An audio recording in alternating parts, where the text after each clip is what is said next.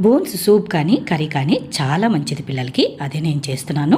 శుభ్రం చేసి పెట్టుకున్న బోన్స్ని కుక్కర్లో వేసేసి కొద్దిగా వాటర్ వేసి సాల్ట్ కొద్దిగా పసుపు కూడా వేసి 6 లేక 7 విజిల్ వచ్చే వరకు రానివ్వండి. తర్వాత ఒక ప్యాన్ పెట్టుకొని మీడియం సైజు ఉల్లిపాయ కట్ చేసేసుకొని చిన్న సైజు టమాటో కూడా వేసి కొంచెంసేపు మగ్గిన తర్వాత మిక్సీ జార్లో వేసేయండి. ఇందులోకి అల్లం వెల్లుల్లిపాయ కూడా వేసి మెత్తగా పేస్ట్ లాగా చేసేయండి. చల్లారిన కుక్కర్ను మూత తీసి చూస్తాము. ఇప్పుడైతే బాగా బోన్స్ అయితే ఉడికిపోయినట్టుగా కనిపిస్తున్నాయి. అదే ప్యాన్లో కొద్దిగా ఆయిల్ వేసేసి ఈ ఉల్లిపాయ టమోటో ప్యూరిని కూడా వేసి 1 నిమిషం పాటు వేగనిద్దాం. తర్వాత కొద్దిగా సాల్ట్ అలాగే పసుపు ఇది కూడా వేసి మంచిగా ఒకసారి కలిపేసి మనం ఉడికించి పెట్టుకున్న ఈ బోన్స్ని వాటర్తో పాటుగా ఇందులో వేసేసుకోవాలి. అలాగే తగినంతగా కారం వేసేసుకోండి.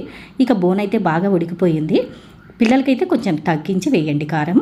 ఇక గరం మసాలా కూడా వేసుకొని 1 నిమిషం పాటు ఉంచి చిక్కబడిన వరకు ఉంచి ఇక తీసేయండి. ఇక కామెంట్ అయితే తప్పకుండా పెట్టండి.